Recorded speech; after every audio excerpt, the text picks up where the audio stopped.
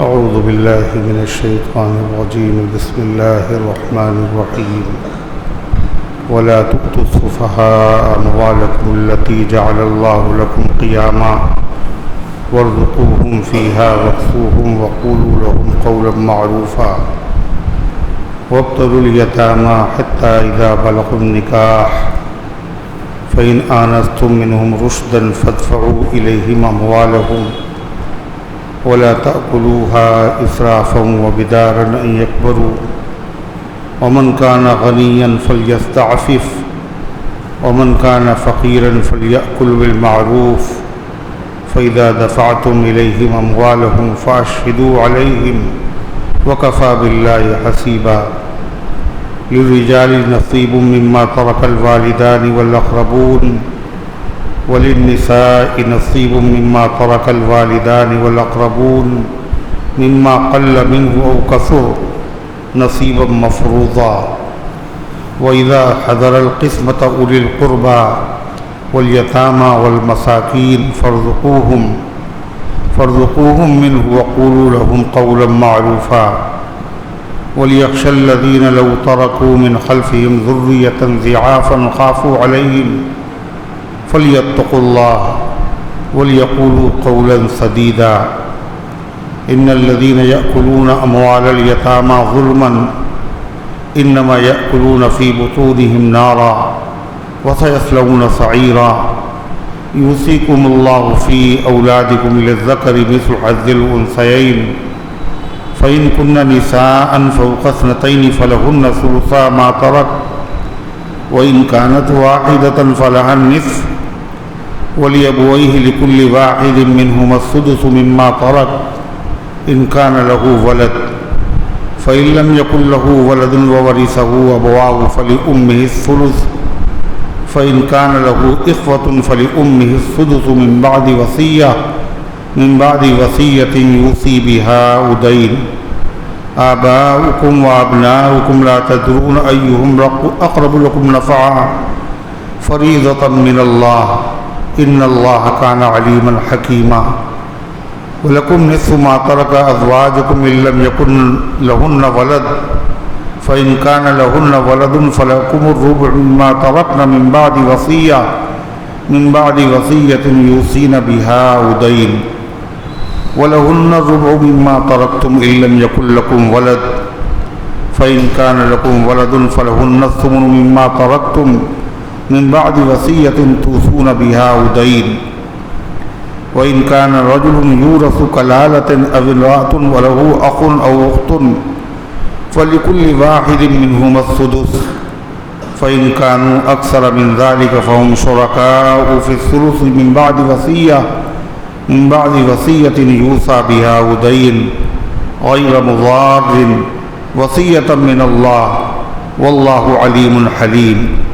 تلك حدود الله ومن يطع الله ورسوله يدخله جنات تجري من تحتها الأنهار خالدين فيها وذلك الفوز العظيم.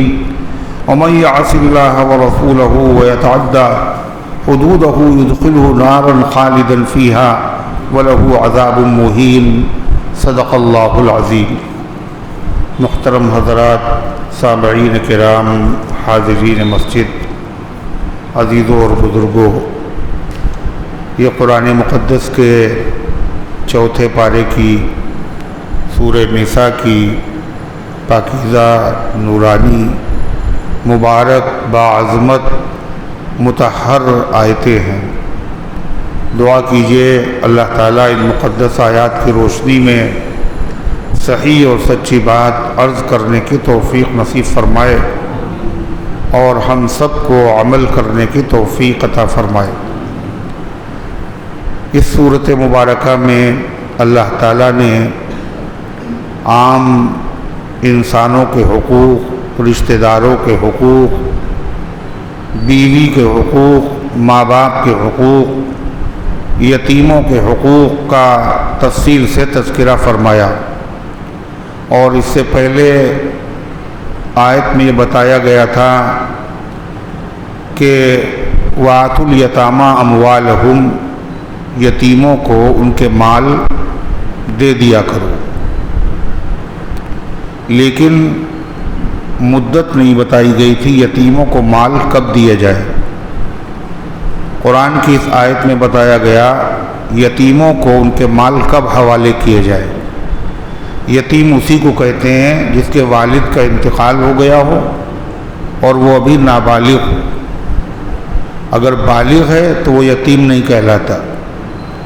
تو اللہ تعالیٰ فرماتا ہے جب ان کو مال حوالے کیا جائے جب ان کے اندر عقل اور شعور آ چکا ہو، جب ان میں سمجھ پیدا ہو جائے نفع اور نقصان کی، کھوٹے اور کھرے کی، جب تک کہ ان کے اندر تمیز پیدا نہ ہو تو مال ان کے حوالے نہ کیا جائے۔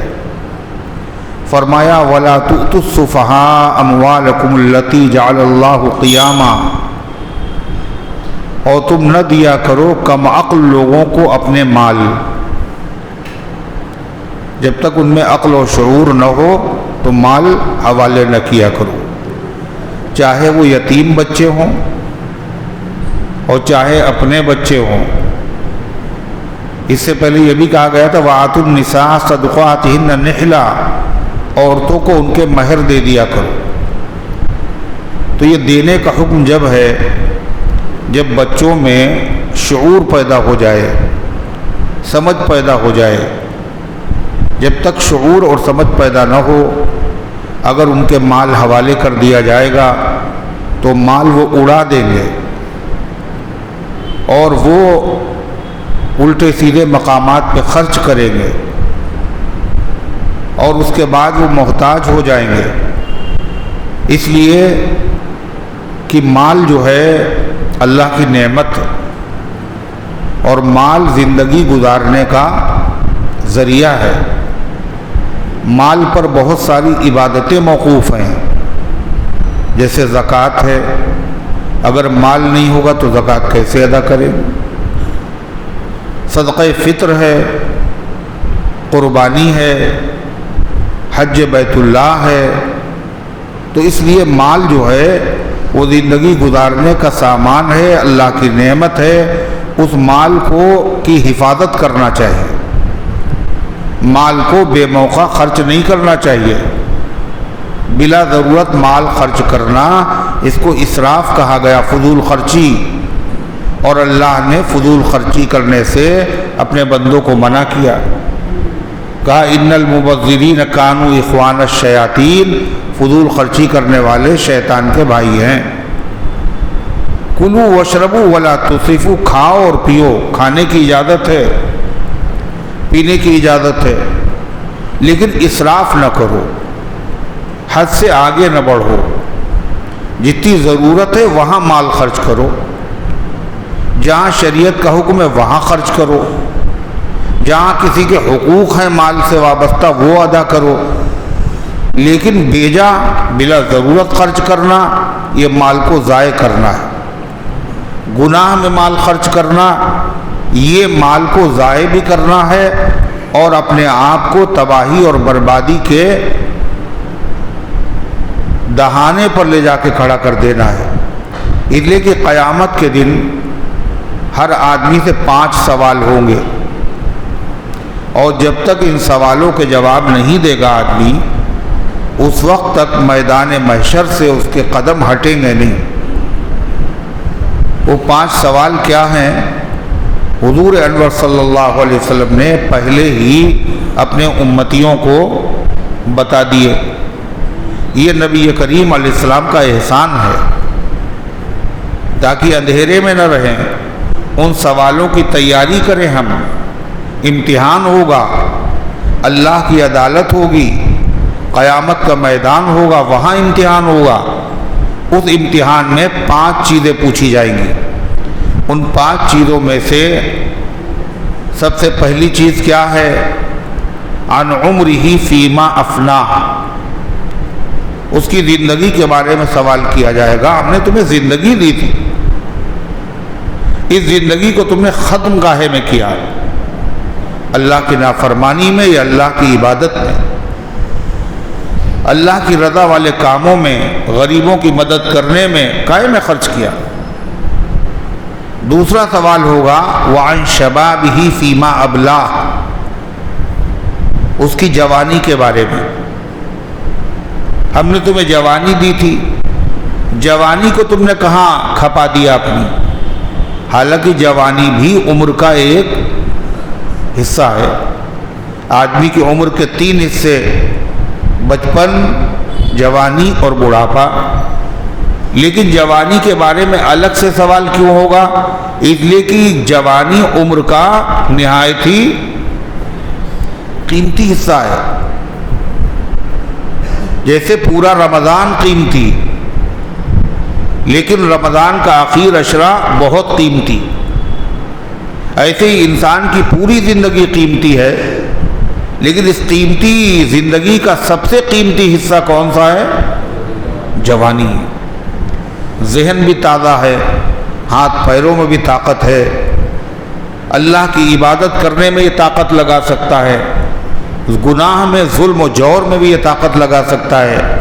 اس لیے پہلا سوال تو ہوگا مطلق زندگی کے بارے میں، اور دوسرا سوال ہوگا جوانی کے بارے میں، اور تیسرا سوال ہوگا عن مالہ، مال کے بارے میں.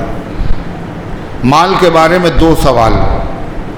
من این اکتسبہ، کہاں سے کمایا، کیسے کمایا، حلال راستہ تھا یا حرام تھا، رشوت لی تھی یا سود لیا تھا، کم ناپ کر کم تول کے کمایا، ڈپلیکیٹ چیزیں بیچی اور اوریجنل چیزوں کے پیسے لیے، دھوکہ دے کے کمایا یا امانت اور دیانت کے ساتھ کمایا.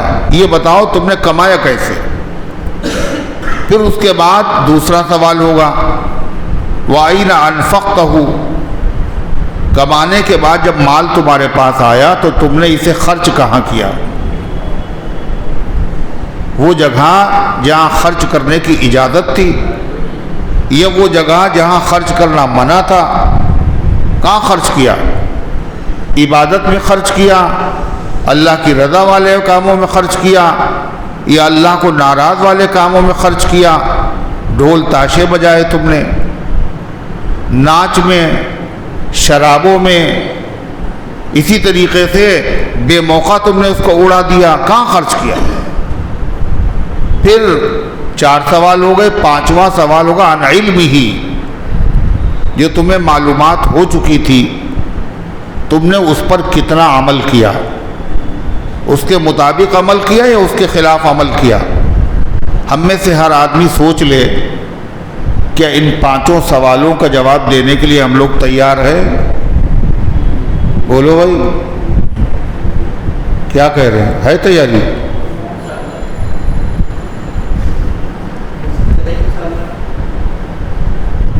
پانچوں سوالوں، اللہ کی عدالت، اولین و آخرین کا مجمع، اور یہ سوال یاد ہی نہیں کتنا کما چکے، یاد ہی نہیں کہاں کہاں خرچ کر چکے، کیسے ہوگا جواب؟ تو غرضے کی مال جو ہے اللہ کی اتنی بڑی نعمت ہے کہ قیامت کے دن باقاعدہ اس کے بارے میں سوال ہوں گے. اور کئے سوال ہوں گے؟ مال کے بارے میں 2 سوال، ہر چیز کے بارے میں 1 سوال، اور مال کے بارے میں کئے سوال؟ یہ دیکھیے اس طرح سن رہے ہیں، ادھر ادھر جہاں کسی نے دیکھا ادھر ادھر، اس کا مطلب وہ سن لی. مال کے بارے میں 2 سوال، کیسے کمایا، کیسے حاصل کیا، اور خرچ کہاں کیا. تو اس لیے اللہ فرماتا ہے کبھی کبھی محبت کی وجہ سے آدمی ساری رقم بیوی کے ہاتھ میں دے دیتا ہے، سیاہ سفید کی تم مالک ہو، جاؤ جو جی چاہے کرو، جہاں چاہے خرچ کرو، کوئی پرواہ نہیں. کبھی محبت کی وجہ سے آدمی اپنی اولاد کو دے دیتا ہے، بڑا آدمی ہے، اولاد کو پیسے دے دیے، جہاں چاہے خرچ کرو. اب آپ دیکھتے ہیں بچپن میں جب ہولی ہوتی ہے، ہولی کا تہوار، تو بچوں کو پیسے دے دیے، وہ کیا لا رہے ہیں؟ پچکاری، جس میں رنگ بھر کے وہ ایک دوسرے کے اوپر پھینک رہے ہیں۔ آپ کی ذمہ داری اتنی ہے کہ آپ نے پیسے دے دیے بس، ان کو کیا تمیز ابھی، ان کو کیا شعور؟ یہ جائز بھی ہے، بچہ تو بچہ ہے، اس کو سمجھ نہیں ہے، وہ اگر ایسا کرے گا تو اس کی پکڑ نہیں ہوگی، پکڑ اس کے ماں باپ کی ہوگی، تم نے ایسا ہونے کیوں دیا؟ شب برات آ گئی، شب برات میں پٹاخے بک بھی رہے ہیں اور بچے داغ بھی رہے ہیں، ماں باپ ان کو پیسے دے رہے ہیں۔ نہا رسول اللہ صلی اللہ علیہ وسلم عن قیل وقال وإذاعة المال وکثرت السوال او کما قال علیہ السلام۔ حضور پاک علیہ السلام نے 3 چیزوں سے منع کیا۔ پہلی چیز، بیجا بیکار سوالات نہ کیا کرو، ضرورت ہو تو پوچھو، بلا ضرورت سوال پر سوال، سوال پر سوال، سوال پہ سوال، اس سے منع فرمایا۔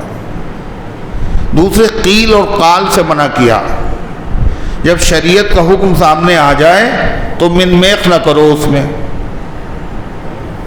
کہ صاحب یہ کیسے ہوگا، یہ تو بڑا مشکل کام ہے، اس کے بغیر تو چلنا مشکل ہے، اب جھوٹ نہیں بولیں گے تو کاروبار کیسے چلے گا اور زندہ کیسے رہیں گے، آج کل تو سود سبھی لے رہے ہیں۔ قیل قال مت کرو، سر جھکا دو۔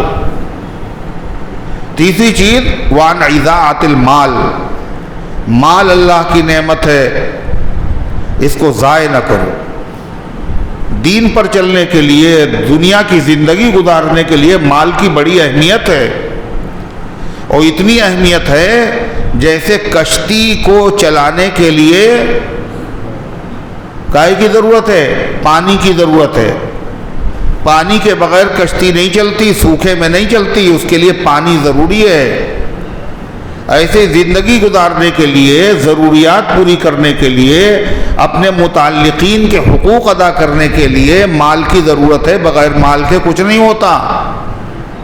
لیکن مال اتنا ہی رہے، اس کو اپنی حد میں رکھو، ضروری ہے لیکن ضرورت سے زیادہ اس کے پیچھے مت پڑو۔ مال کی محبت کرو، اس کو ضائع نہ کرو، بیجا خرچ نہ کرو، مگر اتنی محبت بھی نہ ہو کہ نہ حلال دیکھو نہ حرام دیکھو، بس مال آنا چاہیے۔ یہ بھی نہ دیکھو کہ یہاں پہ خرچ کرنا ناجائز ہے یا حرام ہے، بس خرچ کر رہے۔ جہاں شریعت نے کہا کہ زکوٰۃ ادا کرو، اور مال کی محبت ہے، زکاتی نہیں نکالنے، اتنی زکوٰۃ نکل جائے گی، قربانی نہیں کر رہے، تو یہ کیا ہے؟ ضروری تو ہے پانی کشتی کے لیے، مگر پانی جب تک کی ضرورت کے برابر ہے تب تک تو ٹھیک ہے۔ اگر پانی ضرورت سے زیادہ ہوا اور کشتی میں اگر گھس گیا تو کشتی ڈوب جائے گی۔ مال کی محبت ضروری ہے، حفاظت کرو، غلط جگہ استعمال نہ کرو، لیکن مال کی محبت اپنے اوپر حاوی نہ دو، دل کے اندر اس کی محبت نہیں ہونا چاہیے۔ اگر دل کے اندر اس کی محبت پہنچ گئی تو یہ خطرناک بھی ہے، اب تم زکوٰۃ نہیں دو گے، صدقہ نہیں دو گے، حقوق واجبہ ادا نہیں کرو گے۔ اس لیے مال کی بڑی اہمیت ہے، یہاں تک کہ حدیث میں آتا ہے کہ کوئی آدمی اگر اپنی جان بچانے کے لیے لڑتا ہوا مارا جائے، جان بڑی قیمتی ہے، تو وہ شہید کہلائے گا۔ آؤ ہمیں مار لو، شریعت اس کی اجازت نہیں دیتی، جان نعمت ہے اللہ کی، اس کی حفاظت کرو۔ حفاظت کرتے ہوئے مار دیا گیا تو اللہ کے ہاں اس کو شہید لکھا جائے گا۔ عزت اللہ کی دی ہوئی ایک نعمت ہے، عزت پر جب ہاتھ ڈالا گیا تو آدمی خاموش نہ رہے، عزت بچانے کے لیے اپنے دشمن کا مقابلہ کرے، اور مقابلہ کرتے ہوئے اگر مارا جائے تو وہ بھی شہید ہے۔ اسی طریقے سے مال اللہ کی نعمت ہے. مال کی حفاظت کے لیے اگر وہ دشمن سے لڑتا ہوا مارا جائے تو مال کی حفاظت میں جو مارا گیا ہے وہ آدمی بھی شہید کہلائے گا. اس لیے اللہ فرماتا مال کی اہمیت سمجھو. اگر یتیم بچے کا مال ہے یا خود آپ کا بچہ ہے یا آپ کی بیوی ہے یا آپ کی بچیاں ہیں، ان سے آپ کو محبت بھی ہے، مگر مال ان کے حوالے نہ کرو جب تک کہ ان کے اندر شعور نہ پیدا ہو جائے، جب تک ان میں کمی، نقصان اور نفع کی تمیز نہ پیدا ہو جائے، کہاں خرچ کرنا چاہیے کہاں نہیں خرچ کرنا چاہیے. اگر آپ نے حوالے کر دیا تو یہ شریعت کے خلاف ہے. محبت کے تقاضے کو دباؤ، شریعت کے تقاضے پر عمل کرو. اسی طریقے سے یتیم کا مال کھانا حرام ہے. یتیم کا مال یتیم کے حوالے کرنا فرض ہے، لیکن یہ نہیں ابھی ماں باپ کا انتقال ہوا اور آپ نے کھٹ سے ساری رقم یتیم کے ہاتھ میں دے دی اور اس میں شعور نہیں، اس کے ہاتھ میں پیسہ آیا، اس نے اس کو اڑا دیا، بیجا خرچ کیا، کنگال ہو گیا، فقیر ہو گیا. اس لیے مال تو دو یتیم کو، مگر کب دو گے؟ جب اس کے اندر مال کو صحیح جگہ خرچ کرنے کی صلاحیت پیدا ہو جائے. اللہ فرماتا ہے وَآتُوا الْيَتَامَىٰ وَلَا تُؤْتُوا السُّفَهَاءَ، اور نہ دیا کرو کم عقل لوگوں کو اپنا مال، چاہے پرائے بچے ہوں چاہے اپنے بچے ہوں، چاہے یتیم بچے ہوں چاہے اپنی سگی اولاد ہو. جب تک ان میں عقل و شعور نہیں ہے مال ان کو نہ دیا کرو، لیکن ان کی ضرورت پوری کرو. کھانا ہے، خرچہ ہے، کپڑے ہیں، ان کے کھلونے ہیں، ان کی ضروریات کی چیزیں خود اپنے ہاتھ سے پوری کرو. بیوی بچوں کے اخراجات اپنے ہاتھ سے پورے کرو، ان کے ہاتھ میں پیسہ نہ دو. اللہ فرماتا یہ مال کیا ہے؟ التی جعل اللہ لکم قیاما، جس مال کو اللہ نے تمہاری گزر اوقات کا ذریعہ بنایا ہے.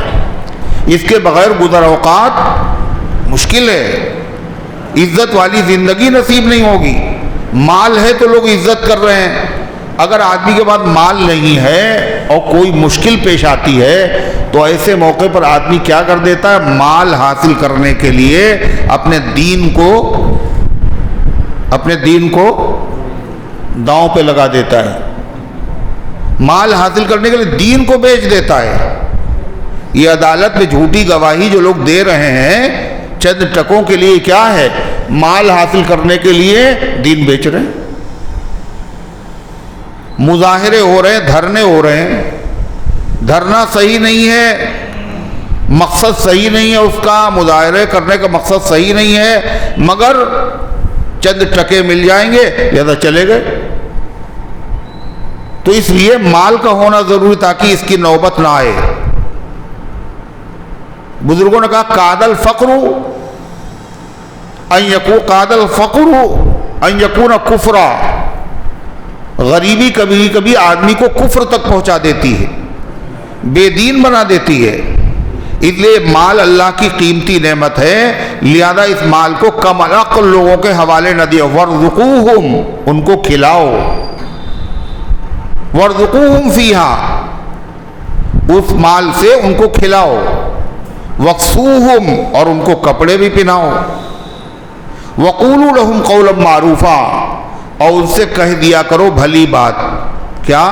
یہ مال تمہارا ہے، جب بڑے ہو جاؤ گے تمہارے حوالے کر دیا جائے گا، اور بالکل اطمینان سے رکھو، اطمینان سے رہو، تمہاری ساری ضرورتیں پوری ہوں گی، لیکن فی الحال تمہیں ہم دے نہیں رہے ہیں، یہ بھی تمہارے فائدے کے لیے ایسا ہے. وقولوا لہم قولا معروفا، اور ان سے کہہ دیا کرو بھلی بات. دوسری بات قرآن کہتا ہے مال کب حوالے کرو گے یتیم کے؟ بالغ ہونے کے بعد. کب؟ بالغ ہونے کے بعد. لیکن بالغ ہونے کے بعد اس میں سمجھ آئی یا نہیں آئی؟ نفع و نقصان سمجھا نہیں سمجھا ابھی؟ یہ اس کا امتحان بالغ ہونے سے پہلے لے لیا کرو، جانچتے رہو اس کے اندر سمجھ آئی یا نہیں آئی. کیسے جانچا جائے گا؟ چھوٹی موٹی چیزیں پیسے دے کے اس سے خریدواؤ. چھوٹی موٹی چیزیں، معمولی چیزیں دیکھیں صحیح خریدتا ہے یا ابھی اس کے اندر سمجھ نہیں آئی، الٹی سیدھی چیزیں لے آیا، پیسے ضائع کر دیے۔ چھوٹی چھوٹی چیزیں اس سے بکواؤ، یہ تمہیں بیچنا ہے، دیکھیں کتنے میں بیچ کے آتے ہو۔ اللہ فرماتا ہے وَابْتَلُوا الْيَتَامَى، اور یتیموں کو امتحان لیا کرو، کاہے کا؟ ان کی عقل کا، ان کے شعور کا، ان کی سمجھ کا، ان کے اندر سمجھ پیدا ہوئی یا نہیں ہوئی۔ حتیٰ اذا بلغوا النکاح، یہاں تک کہ جب وہ پہنچ جائیں نکاح کی عمر تک۔ نکاح کی عمر کیا ہے؟ بالغ ہو جانا۔ جب وہ بالغ ہو جائیں اور ان میں شعور پیدا ہو جائے، پہلے سے جانچ لیا تم نے، اب یہ کاروبار کر سکتا ہے، اب یہ دھوکہ نہیں کھائے گا، اب یہ آگے جو ہے کاروبار کو ہم سے اچھا چلا سکتا ہے، اتنی سمجھ اس میں آ گئی ہے، تو بالغ ہونے کے بعد اس کا مال اس کے کیا کرو؟ حوالے کرو۔ حتیٰ اذا بلغوا النکاح، یہاں تک جو نکاح کی عمر کو پہنچ جائیں، اور نکاح کی عمر کیا ہے؟ بالغ ہو جانا۔ بالغ کسے کہتے ہیں؟ کہ بلوغ کی علامتیں ہیں، انسان کے جسم میں بچہ بالغ ہوا یا نہیں ہوا، کچھ علامتیں اور نشانیاں ہیں، وہ ظاہر ہو جائیں تو بالغ ہو گیا۔ داڑھی کے بال نکل آنا، مونچھوں کے بال نکل آنا، یہ علامتیں ہیں۔ یا بدخوابی ہو جائے، احتلام ہو جائے، نائٹ فال ہو جائے، غسل فرض ہو جائے، خواب دیکھا اور غسل فرض ہو گیا اور بالغ ہو گیا۔ اگر 13 سال کی عمر ہے، 14 سال کی عمر ہے اور بالغ ہونے کی علامتیں ظاہر ہو گئی تو اس کو بالغ سمجھا جائے گا۔ اب اس پر نماز بھی فرض ہے، اس پر روزہ بھی فرض ہے، اس پر حج بھی فرض ہے۔ اور اگر بالغ ہونے کی علامتیں نہیں دکھ رہی ہیں ابھی، تو اس کو بالغ سمجھا جائے یا نہیں؟ تو علماء نے لکھا ہے پھر عمر کا اعتبار ہوگا۔ جب 15 سال کی ایج ہو جائے، چاہے بالغ ہونے کی نشانیاں ظاہر ہوں چاہے ظاہر نہ ہوں، اس کو بالغ ہی سمجھا جائے گا۔ سیدنا عبداللہ ابن عمر رضی اللہ عنہ فرماتے ہیں جب احد کی جنگ ہوئی تو میں نے جنگ میں شرکت کرنا چاہی، حضور پاک صلی اللہ علیہ وسلم مجھے دیکھا، میری عمر اس وقت 14 سال کی تھی، تو آپ نے فرمایا نہیں ابھی نہیں، واپس جاؤ۔ پھر جب غزوہ خندق ہوا، غزوہ احزاب، تو میں 15 سال کا تھا، حضور پاک علیہ السلام نے اب مجھے اجازت دے دی، اس لیے کہ میں بالغ ہو چکا تھا۔ تو عمر جو ہے وہ کب ہے؟ 15 سال کی۔ اللہ فرماتا بالغ ہو گیا مگر ابھی بھی مال اس کے حوالے نہ کرو۔ اس لیے بہت سارے لوگ بالغ تو ہو جاتے ہیں مگر عقل کے اعتبار سے بالغ نہیں ہوتے، نابالغ ہی رہتے ہیں، سمجھ نہیں آتی۔ 15 سال کا ہے مگر سمجھ نہیں، ابھی کوئی بھی ٹھگ سکتا ہے، کوئی بھی بیوقوف بنا سکتا ہے، کہیں بھی اپنے غچہ کھا سکتا ہے۔ اس لیے ابھی مال حوالے کرنے کی ضرورت نہیں ہے، بلکہ بالغ ہونے کے بعد 10 سال تک آدمی میں بچپن کی وجہ سے یادداشت میں، سمجھ میں کمی رہتی ہے۔ بچپنا کب تک رہتا ہے؟ بالغ ہوا 15 سال کی عمر میں، یہ بچپنا پورا کب جائے گا؟ 10 سال کے بعد۔ 15 اور 10 25 سال۔ تو اللہ تعالیٰ فرماتا ہے فَإِنْ آنَسْتُم مِّنْهُمْ رُشْدًا، اگر تم ان میں دیکھو سمجھ، کب؟ بالغ ہونے کے بعد، ہوشیار ہو گیا، سمجھدار ہو گیا، اپنا اور پرایا سمجھ رہا ہے، نفع اور نقصان سمجھ رہا ہے، تو اب کیا کرو؟ فَادْفَعُوا إِلَيْهِمْ أَمْوَالَهُمْ، تو ان کے حوالے ان کا مال کر دیا کرو، یہ تمہارے باپ کا تھا، اب تم اس کے مالک ہو، جہاں چاہے تم خرچ کرو، اب تمہارے اندر سمجھ شعور پیدا ہو چکا، لہذا یہ امانت تھی تمہارے حوالے۔ فَادْفَعُوا إِلَيْهِمْ أَمْوَالَهُمْ، لیکن اگر 15 سال 25 سال ہو گئے لیکن وہ پاگل ہے، ابھی بھی اس میں عقل نہیں آئی اور آئندہ عقل آنے کی امید بھی نہیں ہے، تو مال اس پاگل کے حوالے نہیں کیا جائے گا، اپنے پاس ہی رکھا جائے گا اور اس کی ضرورت میں خرچ کیا جائے گا۔ یہ ہے شریعت، کس قدر اس کے اندر باریکیاں ہیں، قدم قدم پر ہدایت ہے، قدم قدم پر روشنی ہے۔ کیوں؟ تاکہ یتیم کا جو مال ہے وہ ضائع نہ ہونے پائے۔ اللہ تعالیٰ فرماتا ہے وَلَا تَأْكُلُوهَا إِسْرَافًا وَبِدَارًا أَن يَكْبَرُوا، اور نہ کھاؤ اس کو، کس کو؟ یتیم کا مال، اسرافا، ضرورت سے زیادہ نہ کھانے کا مطلب خرچ نہ کرو، جتنی ضرورت ہو اتنا خرچ کرو، ضرورت سے زیادہ اگر خرچ کیا تو آپ نے امانت میں خیانت کی۔ اب یتیم کا مال کیا ہے؟ باپ کا انتقال ہو گیا، جتنے یتیم بچے ہیں سارا باپ کا چھوڑا ہوا سب انہی کا ہے۔ سب سے پہلا کام کیا ہے؟ باپ کی کفن دفن۔ تو یہ چھوڑا ہوا جو مال ہے اس میں سب سے پہلے کیا ہے؟ اس سے کفن اور دفن کیا جائے گا جتنا پیسہ خرچ ہو۔ پھر کفن میں بھی اتنا کفن خریدا جائے گا جتنی ضرورت ہے۔ غور سے سننا مسئلہ، سب سے پہلے کفن میں خرچ کیا جائے گا، کفن دفن، قبر کی کھدائی کے پیسے یا کفن کا کپڑا ہے اس میں خرچ، وہ بھی کتنا؟ جتنی ضرورت۔ ضرورت سے زیادہ خرچ کرنے کی اجازت نہیں۔ یہ کس کا بچہ ہے؟ آپ کا ہے، اس کو قابو میں کیجئے یا اس کو گھر پہ پہنچائیے۔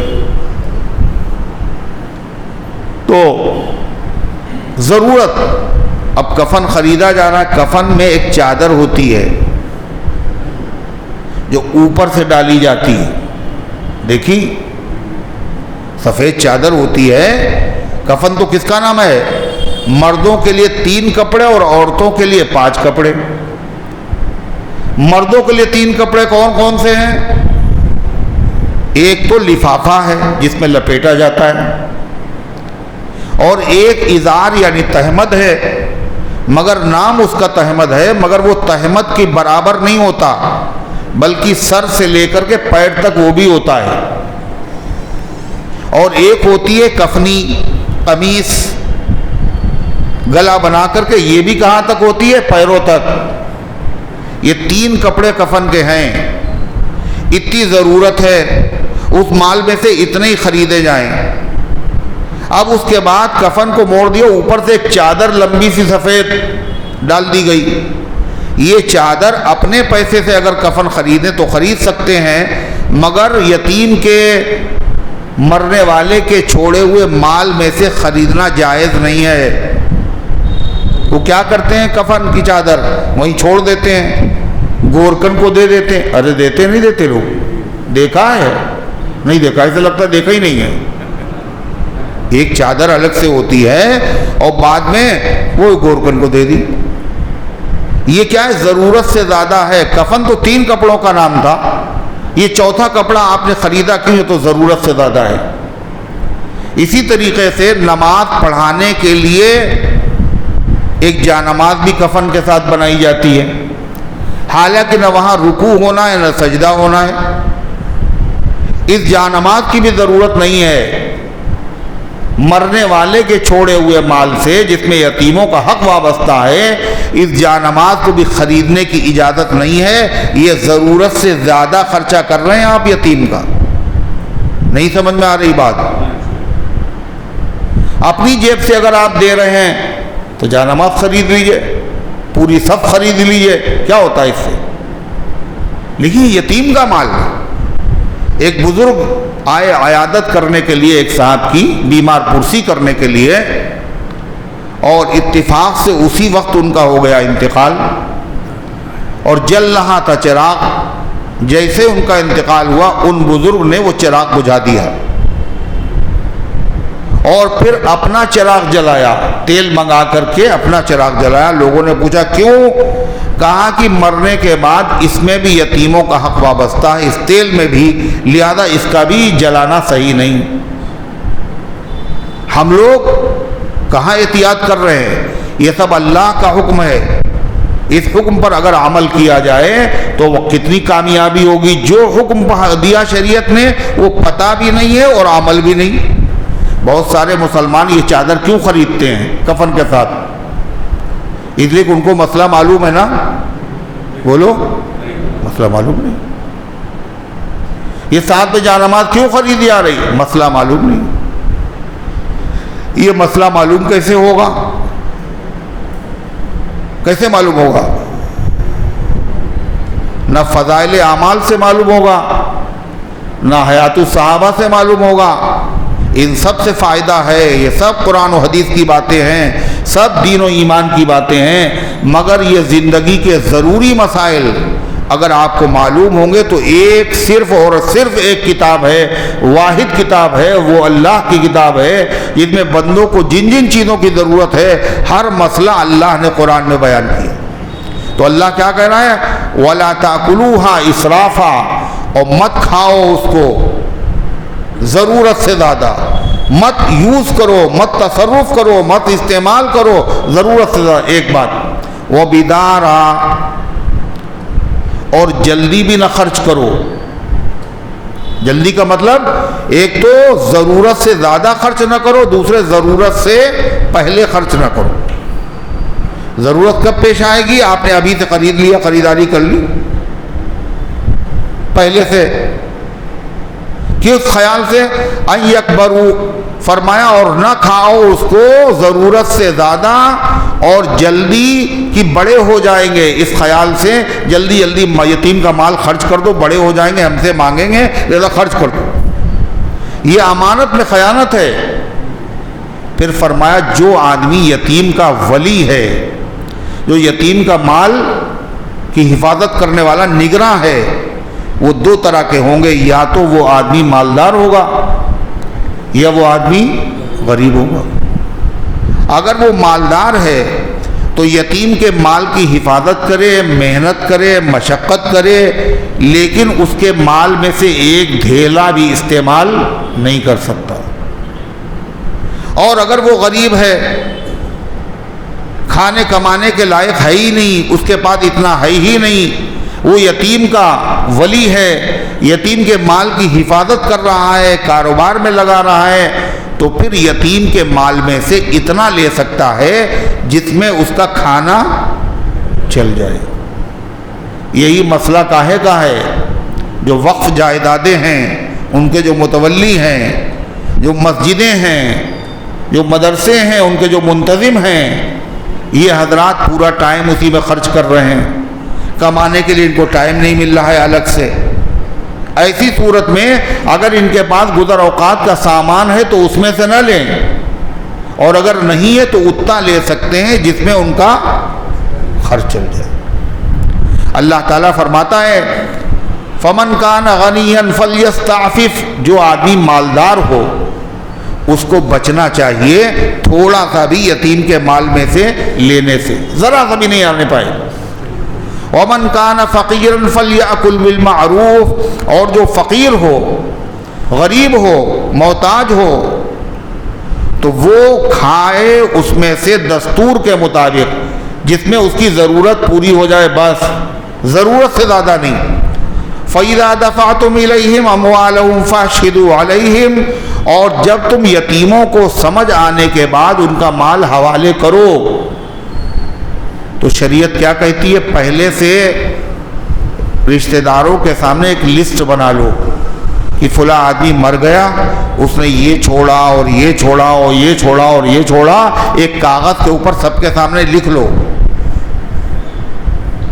اور لکھنے کے بعد جب بچوں کے حوالے کرو تو گواہوں کے سامنے حوالے کرو، دیکھو اتنی چیزیں چھوڑی تھیں، اتنا خرچ ہوا ہے، اتنا بچا ہے، یہ ان کے حوالے کرو۔ یہ ہے شریعت، ورنہ بچے کیا گئے ہمارے باپ نے بہت کچھ چھوڑا تھا، انہوں نے تب کھا لیا، ڈکار گئے۔ اللہ کیا کہتا ہے؟ فَإِذَا دَفَعْتُمْ إِلَيْهِمْ أَمْوَالَهُمْ، جب تم حوالے کرو ان کے مال، فَاشْهِدُوا عَلَيْهِمْ، تو اس پر گواہ بنا لیا کرو۔ وَكَفَى بِاللَّهِ حَسِيبًا، اور چاہے جی تم گواہ بناؤ یا نہ بناؤ، گواہ بنانا فرض نہیں مگر مستحب ہے، لیکن اللہ حساب لینے کے لیے کافی ہے۔ اگر تم نے گواہ بنا بھی لیے اور فرضی لکھت بھی کر لی آپ نے، مگر حساب میں گڑبڑ کیا، یہاں تو چل جائے گا مگر اللہ حساب لے گا وہاں۔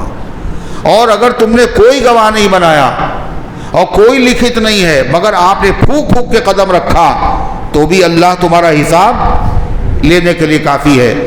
پھر اللہ تبارک و تعالیٰ نے زمانے جاہلیت میں ایک رسم اور تھی، اور رسم کیا ظلم تھا، اور دنیا کے تمام مذاہب میں تھا۔ وہ ظلم کیا تھا؟ مرنے کے بعد باپ کی چھوڑی ہوئی جائیداد میں، رشتہ داروں کی چھوڑی ہوئی مال میں سے صرف لڑکوں کو، بڑے لوگوں کو حصہ ملتا تھا، چھوٹے بچے اگر لڑکے بھی ہوں ان کو بھی نہیں ملتا تھا، اور لڑکیوں اور عورتوں کو تو ملنے کا کوئی سوال ہی نہیں۔ عربوں کا دستور یہ تھا کہ وراثت کا حق اسی کو ہے جو لڑ سکتا ہو، جو گھوڑے پہ بیٹھ سکتا ہو، جو تیر و تلوار چلا سکتا ہو۔ ظاہر ہے یہ کام تو بڑے لوگ کر سکتے ہیں، بچے ہیں وہ لڑکے مگر ابھی چھوٹے ہیں، لڑکیاں ہیں وہ لڑ نہیں سکتی، بیوہ ہیں وہ لڑ نہیں سکتی، لہذا سارا مال کون لے لیتا تھا؟ جو بڑے لوگ ہوتے تھے وہی اس کے پورے مال کو ہڑپ کر لیتے تھے۔ حدیث میں آتا ہے کہ ایک صحابی ہیں، ان کا نام اوس ابن ثابت، ان کا انتقال ہو گیا، ان کی ایک لڑکا تھا اور 2 بچیاں تھیں، اور 2 چھوٹے چھوٹے بچے اور ایک بیوہ۔ تو دستور کے مطابق جو ان کے چچاداد بھائی تھے انہوں نے پورے مال پہ کیا کر لیا؟ پورے مال پہ قبضہ کر لیا، نہ بیوہ کو دیا، نہ بچی کو دیا، نہ بچوں کو دیا، قبضہ کر لیا۔ ان کی ماں، بچوں کی ماں حضرت اوس ابن ثابت کی بیوی نبی کریم علیہ السلام کی خدمت میں حاضر ہوئیں، اے اللہ کے رسول، یہ 2 بچیاں ہیں، ایک بچہ ہے، ان کی شادیوں کا مسئلہ ہے، ان کے بعد مال نہیں ہوگا تو کون شادی کرے گا ان سے؟ ان کے چچاداد بھائیوں نے قبضہ کر لیا۔ آپ نے فرمایا صبر کرو، اللہ تعالیٰ اس سلسلے میں کوئی حکم نازل کرے گا۔ چنانچہ قرآن کریم کی یہ آیتیں نازل ہوئیں، اور آپ نے بلا کر چچاداد بھائیوں سے مال لے کر کے شریعت کے بیان کے مطابق مقررہ حصے اللہ کے نبی علیہ السلام نے تقسیم کر دیے۔ کیا کہہ رہا ہے قرآن؟ سنیے، اللہ فرماتا ہے لِلرِّجَالِ نَصِيبٌ مِّمَّا تَرَكَ الْوَالِدَانِ وَالْأَقْرَبُونَ، مردوں کے لیے حصہ ہے، چاہے وہ مرد چھوٹے ہوں اور چاہے بڑے، بچے ہوں یا جوان یا بوڑھے، مردوں کے لیے حصہ مقرر ہے۔ کاہے میں؟ مما ترک الوالدان، اس میں سے جس کو ماں باپ نے چھوڑا ہے۔ ماں باپ مر گئے، جو انہوں نے چھوڑا قرآن نے کہا، قرآن نے یہ نہیں کہا جو انہوں نے مال چھوڑا، جو انہوں نے جائیداد چھوڑی، جو کچھ انہوں نے چھوڑا ہے، چاہے وہ جائیداد ہو، چاہے دکان ہو، چاہے کپڑے ہوں، چاہے زیور ہو، چاہے وہ برتن ہو، جو کچھ بھی انہوں نے چھوڑا ہے، سب میں حصہ کس کا ہے؟ مردوں کا ہے، چاہے وہ بچے ہوں، چاہے وہ جوان ہوں، اور چاہے وہ بوڑھے ہوں۔ پھر کیا فرمایا؟ وَالْأَقْرَبُونَ، ماں باپ نے چھوڑا مرنے کے بعد یا قریبی رشتہ داروں نے چھوڑا۔ اس لیے جو رشتہ دار ہوتے ہیں سب کو وراثت میں حصہ نہیں ملتا، کس کو ملتا ہے؟ جو قریبی رشتہ دار ہو۔ اگر قریبی رشتہ دار کو نہ دیا جائے بلکہ سب کو دیا جائے تو کسی کی جائیداد بٹی نہیں سکتی۔ اس لیے کہ رشتہ داری تو آدم علیہ السلام کی اولاد تو سبھی ہیں، حوا کی اولاد سبھی ہیں، لہذا کوئی بھی مرے گا تو سب میں بٹے گا، ہو سکتا ہے یہ۔ اس لیے جو قریبی رشتہ دار ہے اسی کو دیا جائے گا۔ شریعت کا اصول ہے جو قریبی ہے اس کو ملے گا، ضرورت نہیں دیکھی جائے گی، ہے قریبی مگر مالدار، دوسرا دور کا رشتہ دار مگر غریب ہے، کہ وہ مستحق نہیں ہوگا، جو قریبی ہے بولو اسی کو ملے گا۔ اللہ تعالیٰ فرماتا ہے وَلِلنِّسَاءِ نَصِيبٌ مِّمَّا تَرَكَ الْوَالِدَانِ وَالْأَقْرَبُونَ، اور عورتوں کے لیے بھی حصہ ہے، چاہے وہ عورتیں بچیاں ہوں چھوٹی چھوٹی، یا جوان ہوں یا بوڑھی ہوں۔ جیسے مردوں کا حصہ ہے وراثت میں، ایسے عورتوں کا بھی حصہ ہے۔ مما ترک الوالدان والاقربون، اس میں سے جس کو چھوڑا ہو ماں باپ نے یا قریبی رشتہ داروں میں سے نے، مما قل منہ او کثر، اس میں سے جو کم ہو یا زیادہ چھوڑا تو زیادہ حصہ ہوگا، کم چھوڑا کم حصہ ہوگا، مگر چاہے تھوڑا چھوڑا ہو چاہے زیادہ چھوڑا ہو حصہ سب کا ہے مقرر۔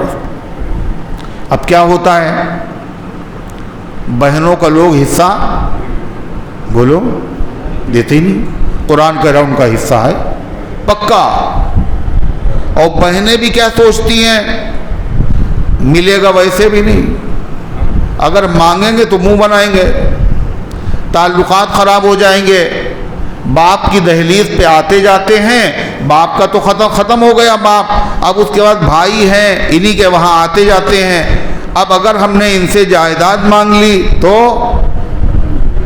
یہ بھی ختم ہو جائے گا، اس لیے چلو بھائی صبر کر لیا انہوں نے، اگر وہ کہہ بھی دیں ہم نے معاف کر دیا تو معافی کا اعتبار نہیں ہے، آدمی چاہے جتنا مالدار ہو اگر اس کو کہیں سے مال ملتا ہے تو وہ چھوڑتا نہیں ہے، یہ فطرت ہے انسان کی۔ اللہ کے نبی علیہ السلام نے فرمایا اگر کسی آدمی کے پاس 2 بڑے بڑے میدان ہوں سونے کے،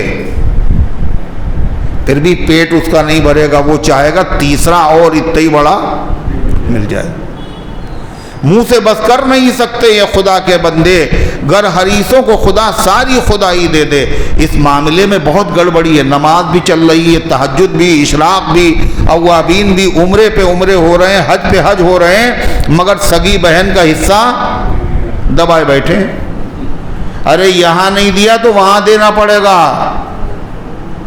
یہاں دینا آسان ہے وہاں دینا بہت مشکل ہے۔ اللہ فرما مما قل او کثر، چاہے وہ چھوڑی ہوئی چیز چھوٹی ہو چاہے بڑی ہو۔ اب ہوتا کیا ہے، جب مرنے والے کا انتقال ہوتا ہے تو سب سے پہلا کام کیا ہوتا ہے،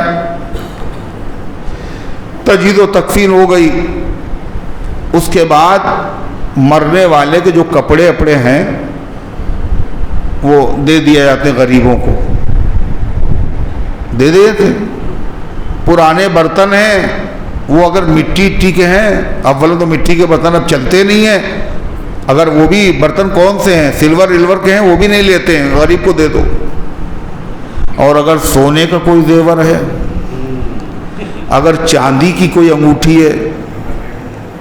ہے ویسے کہو یہ کپڑے ہیں لے لو، کہتے یہ ہم کیا کریں، کسی غریب کو دے دو، اچھا یہ انگوٹھی بھی غریب کو دے دیں، یہ سونے کی، کہتے یہ نہ دینا۔ اب آپ بتائیے، یہ مرنے کا اثر اس کے کپڑوں میں آیا مگر اس کے زیور میں نہیں آیا۔ جو غیر مسلم لوگ ہیں ایک زمانہ ان کے وہاں آتا ہے، وہ پرانے جو ان کے معبود ہیں مورتیاں ہیں ان کو نکال کے وہ پھینک دیتے ہیں، نئی لا کے رکھتے ہیں، مگر وہی مورتیاں پھینکتے ہیں جو مٹی کی بنی ہوتی کم قیمت ہوتی ہیں، سونے اور چاندی کی، تانبے اور پیتل کی۔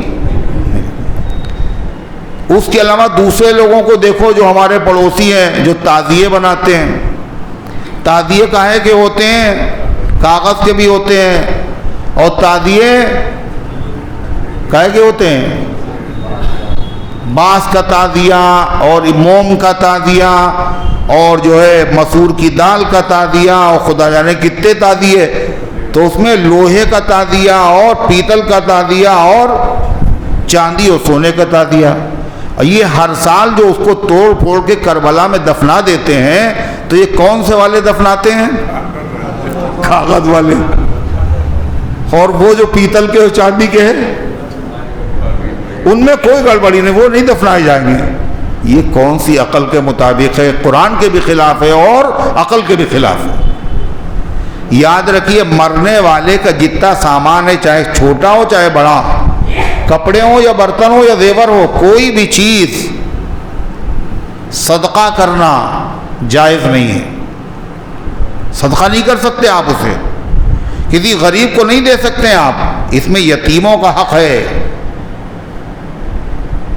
سب سے پہلا کام کیا کرنا ہے، سب سے پہلا کام کفن دفن، کفن دفن کے بعد نمبر 2 دوسرا کام کیا ہے، ہمارے وہاں کیا ہوتا ہے شریعت کیا کہتی ہے، نمبر 2 دوسرا کام کیا ہونا چاہیے، مرنے والے پر قرضہ اگر ہے تو ادا کرو فوراً۔ کفن دفن کے بعد سب سے پہلا کام قرضہ ہے. یہ ہوتا ہے نا ہم لوگوں کے وہاں, خدا نخواستہ کسی کا اگر قرضہ ہے اور وہ مانگنے آ جائے, کہتے ہیں ان کو صبر بھی نہیں ہوتا, یہ ابھی کفن میلا نہیں ہوئے چلے آ رہے ہیں. کتنے بے رحم ہیں. شریعت کا حکم کیا ہے؟ جلدی. کیوں؟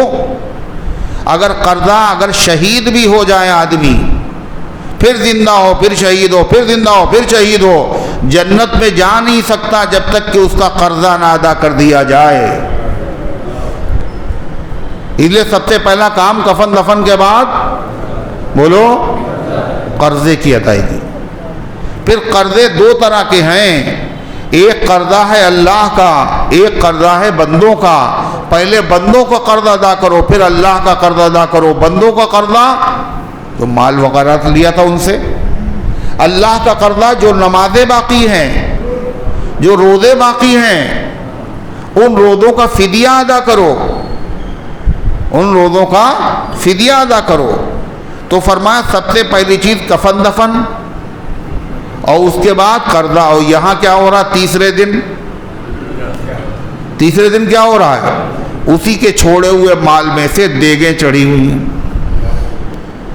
بریانی بن رہی, شیرمال کباب, اور سارے رشتہ دار آ کر کے کھا رہے ہیں.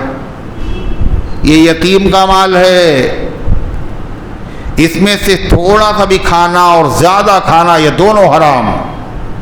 یہ ایسے ہے جیسے خنزیر, جیسے مرا ہوا جانور. حلال ہے, مردار حلال ہے, ایسی حرام ہے. کھا بھی رہے, کھلا بھی رہے. شریعت نے جو کہا تھا وہ نہیں کر رہے. کیا کہا تھا؟ قرضہ ادا کرو, قرضہ نہیں دے رہے. قرضے کے بعد دوسرا کام ہے وصیت. مرنے والے نے کوئی وصیت کی تھی؟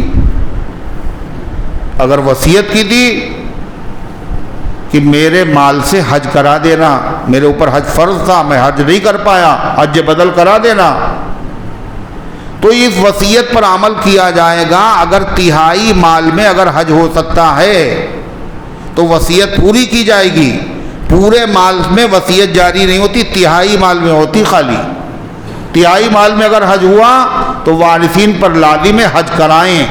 قرضہ ادا ہو گیا, وصیت پوری ہو گئی, اب اس کے بعد جائیداد بانٹو, وارثین میں مال تقسیم کرو. اگر قرضہ اتنا تھا کہ سارا مال چلا گیا, قرضے میں کچھ نہیں بچا, اب وراثت نہیں بٹے گی. قرضے کے بعد وصیت پوری کی اور پورا مال ختم ہو گیا, اب وراثت نہیں ہوگی. قرضے میں جہاں اور لوگوں کا قرضہ ہے وہیں بیوی کا وراثت میں حق بھی ہے, اور بیوی کا مہر اگر نہیں دیا تھا تو یہ بھی قرضے میں بولو. لہذا پہلے مہر ادا کرو. اس کی فکر ہوتی کسی کو؟ مہر ابھی باقی ہے. سوچیے آپ, بیوی کو مہر کا بھی ملے گا اسی میں سے, اور بیوی کو جائیداد میں چھوڑے ہوئے مال میں سے اپنا حصہ بھی ملے گا. آج کون سا گھر ہے جس میں اس پر عمل ہوتا ہو کہ جلدی, اب اس کے بعد جب مال بھی ہو گیا, قرضہ بھی ادا ہو گیا, وصیت بھی ہو گئی, اب بانٹ دو جلدی سے. جلدی سے مستحقین میں جو کچھ چھوڑا ہے بانٹ دو. مگر کہاں بانٹا جاتا ہے؟ ابھی نہیں بانٹے گی. بعد میں شکایت ہو گئی, ان کے پاس اماں کا زیور تھا, بتائیے اتنا دیا ہے انہوں نے, اللہ جانے کیا کیا. ہوتا ہے نہیں ہوتا ہے؟ فوراً تقسیم کرو, فوراً تقسیم کرو. اور تقسیم سے پہلے یہ بھی مسئلہ سنو, تقسیم سے پہلے انہوں نے کہا کہ ابا جو ہے ان کی طرف سے ہم سوچ رہے ہیں, انہوں نے یہ پیسہ چھوڑا ہے, اس میں عمرہ کروا دیا جائے کسی کو.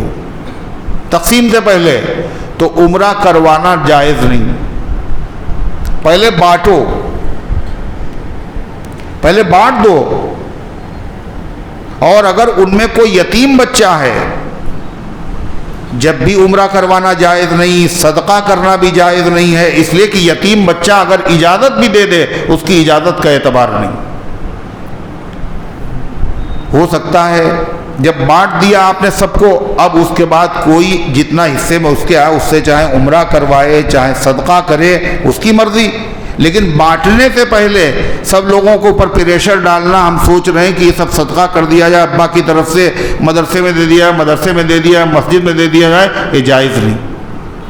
کیوں؟ شرما شرمی میں جب ایک نے کہا ابا کی طرف سے صدقہ کر دیا جائے تو دوسرا بھی کہے گا ہاں بھائی کر دو۔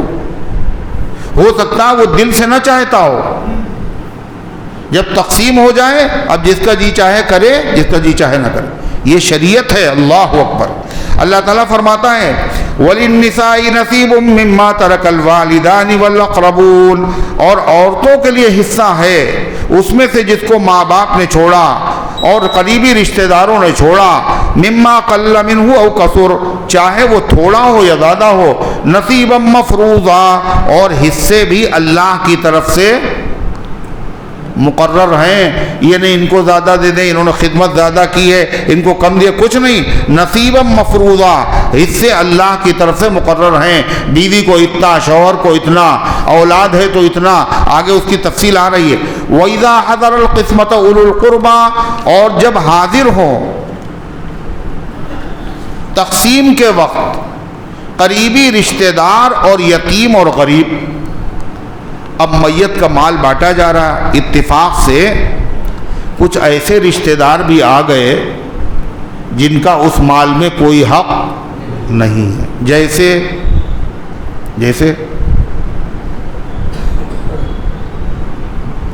مرنے والے کا ایک بیٹے کا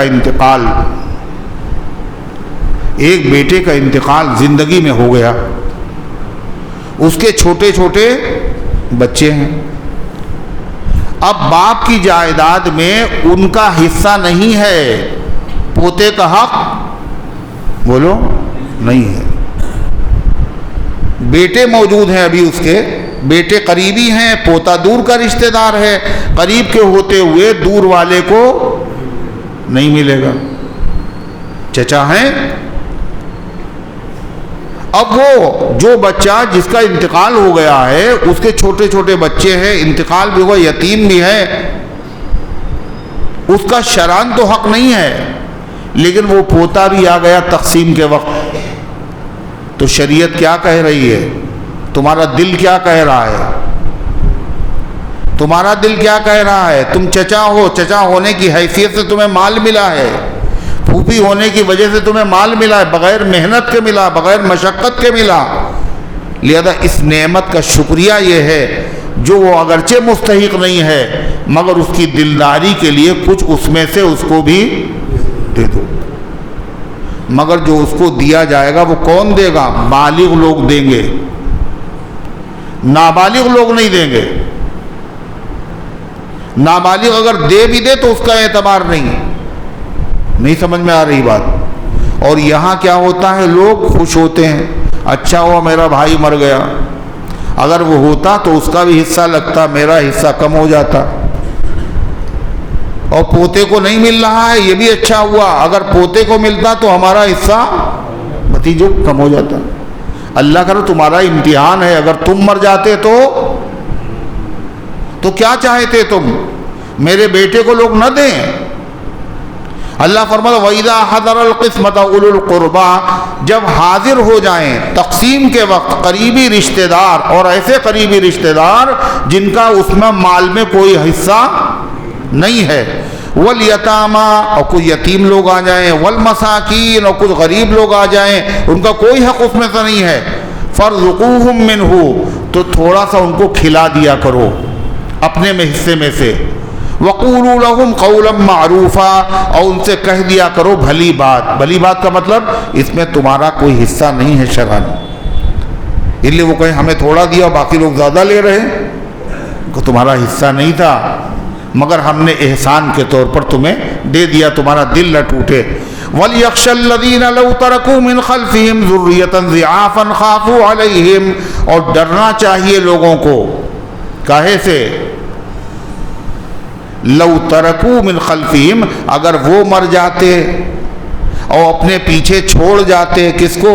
ذریۃ ضعافا، کمزور بچے، تو ڈر ہوتا، باپ کو نہیں ہوتا مرتے وقت میرے بچوں کا کیا ہوگا؟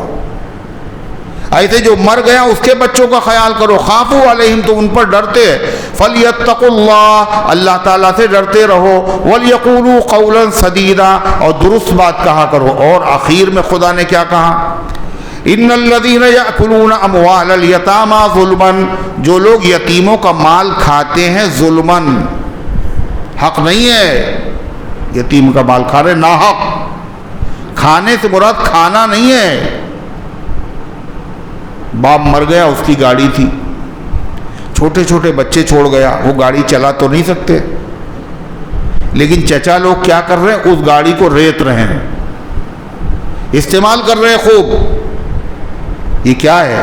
کھانا نہیں ہے مگر استعمال تو ہو رہا ہے۔ یتیم کا حق، کھانے سے مراد کھانا نہیں ہے، اپنے استعمال میں لینا، ناحق استعمال کرنا۔ جو لوگ کھاتے ہیں یتیموں کا مال ناحق، تیجا ہے، 40واں ہے، یہ مہینہ کون سا چل رہا ہے؟ سفر ہے، اور اس کا ایک نام چہلم بھی ہے نا، چہلم۔ اور چہلم کسے کہتے ہیں؟ کسے کہتے ہیں؟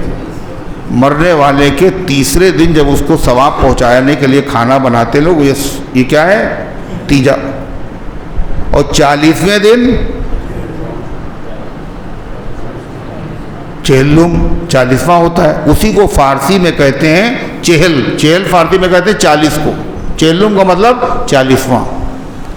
تو یہ 40واں ہے کس کا؟ ارے یہ ہر سال جو ہوتا ہے سفر میں 40واں ہوتا ہے چہلم، تو یہ 40واں ہے کس کا؟ ارے کہہ رہے ہیں امام حسین کا ہے، تو امام حسین کو مرے ہوئے شہید ہوئے 40 دن ہوئے کیا؟ 40 دن ہوئے؟ وہ تو سن 60 میں شہید ہوئے، 60 ہجری میں، اب چل رہا ہے 1446، ابھی 40 ہی دن ہوئے۔ ہر سال 40واں، ہر سال 40واں۔ یہ سب خلاف شریعت ہے، ان کا شریعت سے کوئی تعلق نہیں ہے۔ تو غرضے کی تیجا اور 40واں پتہ چلا ہمارے وہاں جو آ رہا ہے، یہ چہلم کون مناتا ہے؟ سنی یا شیعہ؟ شیعہ۔ تو ہمارے وہاں جو 40واں آیا ہے یہ انہی کے وہاں سے آیا ہے، اور جو تیجا آیا وہ بھی انہی کے یہاں سے آیا ہے۔ اس لیے کہ حضور پاک صلی اللہ علیہ وسلم کے اعزاء اقربا، رشتہ دار، بیویاں، بیٹیاں، بیٹے، ان سب کا انتقال ہوتا رہا، مگر آپ کے وہاں نہ تیجا ہوا اور نہ 40واں ہوا۔ حضرت حمزہ کا ہونا چاہیے، حضور کے محبوب ترین چچا تھے، ہوا کبھی سنا چہلم؟ کیا بات ہے یہ؟ اس کا مطلب شریعت سے کوئی تعلق نہیں، اسلام کے دشمنوں کا یہ چلایا ہوا ایک جال ہے جس کے اندر مسلمان بھی پھنستے چلے گئے۔ اللہ کے بندوں ابھی وقت ہے، اب اس کے بعد وہ یتیم کا مال ہے اور اسی سے دیگیں چڑھ رہی ہیں۔ شیرمال کباب اور بریانی باقاعدہ اہتمام کے ساتھ لوگ آتے ہیں، کاہے کے لیے؟ اچھے اچھے کپڑے پہن کر، اور باقاعدہ زیور پہن کے عورتیں آتی ہیں، اور کھاتے پیتے لوگ آتے ہیں، جیسے لگتا کہیں شادی میں جا رہے ہیں۔ ان کا مرنا، میرے گھر شادی ہوئی، کوئی مر گیا، ان کے گھر والوں سے پوچھو، اور آپ خوش ہو رہے ہیں؟ کیا ہوگا؟ پلاؤ کھائیں گے احباب، فاتحہ ہوگا۔ آپ بتائیے، یہ ہے خلاف شریعت؟ دعوت جو ہوتی ہے یہ خوشی میں ہوتی ہے، غم میں ہوتی ہے؟ بولو، یہ کون سی دعوت ہے جو غم میں ہو رہی؟ اور اتنا اہتمام، اللہ کیا کرے، یہ جو تم لوگ کھا رہے ہو نا، یہ یتیم کا مال ہے، یہ شیرمال کباب نہیں کھا رہے ہو، یہ پیٹ میں انگارے بھر رہے ہو۔ انما یاکلون، ان الذین یاکلون اموال الیتامی ظلما، بے شک جو لوگ کھاتے ہیں یتیموں کا مال ناحق، وہ کھاتے ہیں اپنے پیٹ میں آگ۔ کہ آگ تو ہم نے کھائی نہیں، ہم نے تو شیرمال کھائی، کباب کھایا، بریانی کھائی۔ کہا یہ آگ ہی آپ نے کھائی، آپ کو پتہ نہیں ہے۔ جیسے سنکھیا زہر، آپ نے کہا یہ قاتل ہے، اس سے آدمی مر جاتا ہے، نہ کچھ نہیں، آپ نے ہاتھ میں لیا، کہا کہاں قاتل، ہم تو نہیں مرے نہیں، وہ کہ منہ میں رکھ لیا، اب بھی نہیں مرے، اب حلق کے نیچے اترنے دیجیے، جیسے حلق کے نیچے اترا پھڑ پھڑا کے مر گئے۔ آپ نے کہا ماچس کی سلائی میں، تیلی میں یہ مسالہ، یہ آگ ہے، کہنے بالکل آگ نہیں ہے، ہمیں تو نہیں لگا، مسالہ ہے۔ ذرا سا اسے جو رگڑا تو کیا اندر سے نکلا؟ پانی۔ کیا نکلا؟ آگ۔ بس رگڑنے کی دیر ہے، ایسے مرنے کی دیر ہے، یہ جو کچھ کھایا ہوا ہے یہ آگ بن جائے گا۔ حدیث میں آتا ہے قیامت کا میدان ہوگا، بہت سارے لوگ قبر سے جب اٹھیں گے ان کی ناک سے دھواں لپٹیں نکل رہی ہوں گی، منہ سے لپٹ نکل رہی ہوگی، کان سے لپٹ نکل رہی ہوگی۔ صحابہ نے پوچھا یہ کون لوگ ہیں؟ آپ نے فرمایا یہ وہی لوگ ہیں جنہوں نے یتیم کا مال ناحق کھایا تھا۔ اللہ ہماری اور آپ کی سب کی حفاظت فرمائے۔ اللہ تعالیٰ فرماتا وَسَيَصْلَوْنَ سَعِيرًا، اور زیادہ دن کی بات نہیں، بہت جلدی یہ لوگ جہنم کی آگ میں داخل ہوں گے۔ اللہ نے فرمایا چاہے مرد ہوں چھوٹے یا بڑے، عورتیں ہوں چھوٹی یا بڑی، سب کا وراثت میں حصہ ہے، مگر کس کا کتنا حصہ ہے اللہ نے وہ بھی مقرر کر دیا۔ کیا کہا خدا نے؟ یوصیکم اللہ فی اولادکم للذکر مثل حظ الانثیین، اللہ تمہیں حکم دیتا ہے تمہاری اولاد کے بارے میں، للذکری مرد کے لیے، مثل حظ الانثیین دو لڑکیوں کے برابر حصہ ہے۔ اولاد ہے، مرنے والے نے اولاد چھوڑی، لڑکے بھی ہیں اور لڑکیاں بھی ہیں، تو وراثت کیسے تقسیم ہوگی؟ کہا مرد کے لیے دو لڑکیوں کے برابر حصہ ہے، جتنا دو لڑکیوں کا حصہ ہوتا ہے اتنا حصہ ہر مرد کا ہوگا، یعنی ایک لڑکا چھوڑا ایک لڑکی چھوڑی مرنے والے نے، اب ان لڑکے اور لڑکی کے درمیان میں بٹنا ہے تو اس کے دو حصے کر لیا آپ نے، آدھا جو ہے وہ لڑکے کو مل گیا ہے نا، ایک لڑکا اور دو لڑکیاں، مرنے والے نے ایک لڑکا چھوڑا دو لڑکیاں، تو جائیداد کا آدھا کر لیا، آدھا دے دیا لڑکے کو اور آدھا آدھا بانٹ دیا، آدھے کو آدھا آدھا بانٹ دیا دو لڑکیوں میں بانٹ دیا۔ اور اگر وہ ایک لڑکا اور ایک لڑکی ہے تو اس کو تین حصے کر لیے، دو حصے لڑکے کو اور ایک حصہ لڑکی کو۔ آیا سمجھ میں؟ فرمایا للذکر مثل حظ الانثیین، کے لیے، مرد کے لیے دو لڑکیوں کے برابر حصہ ہے۔ فَإِن كُنَّ نِسَاءً فَوْقَ اثْنَتَيْنِ، اور اگر صرف لڑکیاں ہی لڑکیاں ہیں، ایسا بھی تو ہو سکتا ہے، لڑکا کوئی نہیں صرف لڑکیاں لڑکیاں، تو اللہ کہنا وہ لڑکیاں اگر دو سے زیادہ ہیں تو کتنا ہوگا؟ 2/3۔ کتنا؟ 2/3۔ فَإِن كُنَّ نِسَاءً، اگر وہ لڑکیاں ہوں صرف، فَوْقَ اثْنَتَيْنِ دو سے زیادہ لڑکیاں ہیں، اگر دو لڑکیاں تھیں تو کتنا؟ تہائی ملا، تہائی اس کو تہائی اس کو۔ اگر دو سے زیادہ لڑکیاں ہیں تو کتنا ملے گا؟ 2/3 میں برابر برابر بانٹ دیا جائے گا۔ فَلَهُنَّ ثُلُثَا مَا تَرَكَ، تو ان کے لیے 2/3 ہے اس میں سے جو انہوں نے چھوڑا۔ وَإِن كَانَتْ وَاحِدَةً، اور اگر لڑکی ہے اور ایک ہی لڑکی ہے، لڑکا کوئی نہیں، تو لڑکی کو باپ کی جائیداد میں کتنا حصہ ملے گا؟ آدھا۔ فَلَهَا النِّصْفُ، تو اس کو آدھا ملے گا۔ وَلِأَبَوَيْهِ لِكُلِّ وَاحِدٍ مِّنْهُمَا السُّدُسُ، ماں باپ کو کتنا ملے گا؟ فرمایا اور اس کے ماں باپ کو میں سے ہر ایک کو ملے گا اس میں سے چھٹا، مما ترک ان کان لہ ولد، اس میں سے جو مرنے والے نے چھوڑا ہے اگر اس کی اولاد بھی ہے، مر گیا آدمی اولاد بھی ہے اور ماں باپ بھی ہیں، تو ماں باپ میں سے ہر ایک کو کتنا ملے گا؟ چھٹا۔ اور اس کے بعد کیسے ملے گا؟ جو لڑکے لڑکی ہیں کیسے ملے گا؟ لڑکے کو ڈبل اور لڑکی کو ایک حصہ۔ فرمایا اور ماں باپ میں سے ہر ایک کو ان میں سے چھٹا ملے گا اس میں سے جو اس نے چھوڑا ہے اگر اس کی اولاد ہے۔ فَإِن لَّمْ يَكُن لَّهُ وَلَدٌ، اور اگر مرنے والے کی کوئی اولاد نہیں، خالی ماں باپ ہیں، وَإِن لَّمْ يَكُن لَّهُ وَلَدٌ، اور اگر اس کی اولاد نہیں ہے، وَوَرِثَهُ أَبَوَاهُ، اور اپنے ماں باپ کو وارث بنا رہا ہے، فَلِأُمِّهِ الثُّلُثُ، تو اس کی ماں کو ملے گا تہائی حصہ۔ اگر اولاد تھی تو کتنا مل رہا تھا؟ چھٹا حصہ۔ اگر اولاد نہیں ہے تو ماں کا حصہ بڑھ گیا، کتنا؟ تہائی حصہ، اور 2/3 باپ کا۔ فَإِن كَانَ لَهُ إِخْوَةٌ فَلِأُمِّهِ السُّدُسُ، اور اگر اس کے بھائی ہیں، مرنے والا ہے، مر گیا، اولاد نہیں ہے، نہ لڑکا ہے نہ لڑکی ہے، وہ دیکھے سو رہے ہیں، یہاں جائیداد بٹ رہی، وہ سو رہے ہیں۔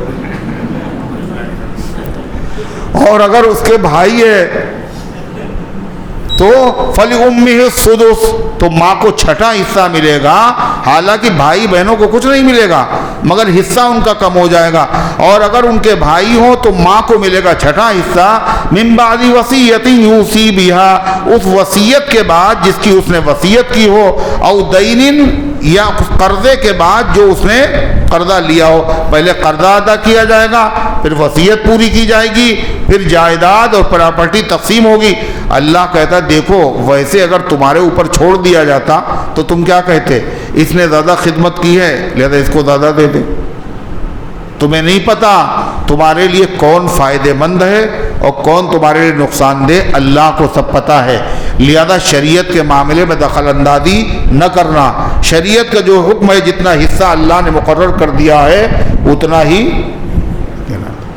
فرمایا لا تدرون ایہم اقرب لکم نفعا، تم نہیں جانتے ہو تم میں سے کون زیادہ قریب ہے تمہارے نفع کے اعتبار سے۔ فریضۃ من اللہ، یہ حصے مقرر کیے ہوئے کس کی طرف سے؟ اللہ کی طرف سے۔ ان اللہ کان علیما حکیما، اللہ علم والا ہے، وہ جانتا ہے کس کو کتنا ملنا چاہیے، اور اللہ تعالیٰ حکیم ہے، حکمت والا بھی ہے، اللہ کے ہر فیصلے میں بھلائی ہے، حکمت ہے۔ فرمایا یہ تو ہوا ماں باپ کا اور اولاد کا حصہ، شوہر بیوی کا بھی ہے نہیں کچھ حصہ، وہ سنیے۔ پتہ چلا بیوی میکے میں ہے اور وہی ہو گیا انتقال، اب میکے والے کیا کریں؟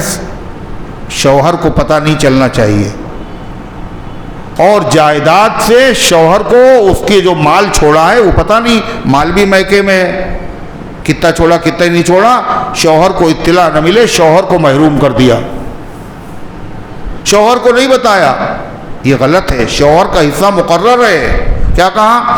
وَلَكُمْ نِصْفُ مَا تَرَكَ أَزْوَاجُكُمْ إِن لَّمْ يَكُن لَّهُنَّ وَلَدٌ، اور تمہارے لیے آدھا ہے جو چھوڑا ہو تمہاری بیویوں نے، اگر نہ ہو ان کی اولاد۔ بیوی کا انتقال ہو گیا، کوئی اولاد نہیں، نہ تم سے اولاد ہے نہ دوسرے شوہر سے کوئی اولاد ہے، بیوی مر گئی، کوئی اولاد نہیں چھوڑی، تو شوہر کو اس کے چھوڑے ہوئے مال میں سے کتنا ملے گا؟ آدھا۔ فَإِن كَانَ لَهُنَّ وَلَدٌ، اور اگر بیوی کی اولاد بھی ہے، فَلَكُمُ الرُّبُعُ، تو تمہیں کتنا ملے گا؟ چوتھائی ملے گا، مما ترکنا، جو انہوں نے چھوڑا ہے، مگر یہ سارے حصے بکھرے کب ہوں گے؟ اس وصیت کے بعد جو انہوں نے کی ہو، اس قرضے کے بعد جو انہوں نے قرضہ لیا ہو۔ وَلَهُنَّ الرُّبُعُ، یہ تو ہوا شوہر کا حصہ۔ اچھا بیوی کو کیا ملے گا اگر شوہر مر جائے؟ وَلَهُنَّ الرُّبُعُ مِمَّا تَرَكْتُمْ إِن لَّمْ يَكُن لَّكُمْ وَلَدٌ، اگر شوہر کا انتقال ہو جائے اور شوہر کی اولاد نہ ہو، نہ اس بیوی سے اور نہ دوسری بیوی سے، شوہر کا انتقال ہو گیا، شوہر کی کوئی اولاد نہیں، اس بیوی سے نہ دوسری بیوی سے، تو بیوی کو کتنا ملے گا شوہر کی چھوڑے ہوئے مال میں سے؟ چوتھائی۔ وَلَهُنَّ الرُّبُعُ، ان کو ملے گا چوتھائی، مما ترکتم، اس میں سے جو تم نے چھوڑا، ان لم یکن لکم ولد، اگر تمہاری اولاد نہ ہو، اور اگر اولاد ہوگی تو بیوی کا حصہ بڑھ جائے گا گھٹ جائے گا؟ گھٹ جائے گا۔ کیسے کتنا گھٹے گا؟ فَإِن كَانَ لَكُمْ وَلَدٌ، اور اگر تمہاری اولاد ہو، فَلَهُنَّ الثُّمُنُ مِمَّا تَرَكْتُمْ، تو ان کو ملے گا 8واں حصہ، پہلے چوتھا تھا اب کتنا؟ اس میں سے جو تم نے چھوڑا ہے، مِن بَعْدِ وَصِيَّةٍ تُوصُونَ بِهَا أَوْ دَيْنٍ، اس وصیت کے بعد جو تم نے وصیت کی ہو یا اس قرضے کے بعد جو تم نے قرضہ لیا ہو۔ وَإِنْ كَانَ رَجُلٌ يُورَثُ كَلَالَةً، اور اگر کوئی ایسا مرد ہے، ایسی عورت ہے مرنے والا، نہ اس کے ماں باپ ہیں اور نہ اس کی کوئی اولاد ہے. مرنے والا ایسا ہے، نہ ماں باپ ہے، نہ اصول ہے، نہ فروع، نہ اوپر ہے نہ نیچے، نہ ماں باپ اس کے زندہ ہیں اور نہ اس کی کوئی اولاد ہے، تو ایسے شخص کو شریعت میں کہتے ہیں کلالہ. ایسے مرنے والا مرد ہو اسے بھی کلالہ کہتے ہیں، عورت ہو اسے بھی کلالہ کہتے ہیں. تو قرآن کیا کہتا ہے؟ قرآن کہتا ہے کہ وَإِنْ كَانَ رَجُلٌ يُورَثُ كَلَالَةً، اور اگر کوئی میت ایسی ہو جس کی میراث دوسروں کو ملے گی، خواہ وہ میت مرد ہو یا عورت ہو، اور ایسی ہو کہ جس کے نہ اصول ہو نہ فروع، نہ ماں باپ ہو اور نہ اولاد ہو، وَلَهُ أَخٌ أَوْ أُخْتٌ، اور اس کا کوئی بھائی ہو یا بہن ہو. اور بھائی اور بہن بھی تین طرح کے ہیں. بھائی بہن تین طرح. کون کون؟ ایک وہ بھائی بہن ہیں جن کی ماں باپ ایک ہیں، ان کو کہتے ہیں سگے بھائی. دوسرے وہ بھائی بہن ہیں جن کے باپ ایک ہیں، ماں الگ الگ ہیں، ان کو کہتے ہیں اللاتی بھائی. تیسرے وہ بھائی بہن ہیں جن کی ماں تو ایک ہے مگر باپ الگ الگ ہے. قرآن کی اس آیت میں اس بہن اور بھائی کا حصہ بتایا جا رہا ہے جن کی ماں ایک ہے اور باپ الگ الگ ہے.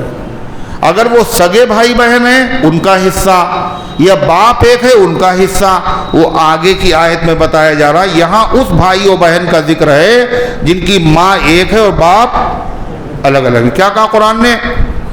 وَلَهُ أَخٌ أَوْ أُخْتٌ، اور اس کا بھائی یا بہن ہو، فَلِكُلِّ وَاحِدٍ مِّنْهُمَا السُّدُسُ، تو ان میں سے ہر ایک کو چھٹا حصہ ملے گا. ایک بھائی ایک بہن ہے تو چھٹا حصہ. وَإِنْ كَانُوا أَكْثَرَ مِنْ ذَلِكَ، اور اگر ایک بھائی ایک بہن سے زیادہ ہیں، فَهُمْ شُرَكَاءُ فِي الثُّلُثِ، تو وہ سب کے سب شریک ہوں گے تہائی مال میں. تہائی مال میں برابر برابر بھائی بہن کو دے دیا جائے گا.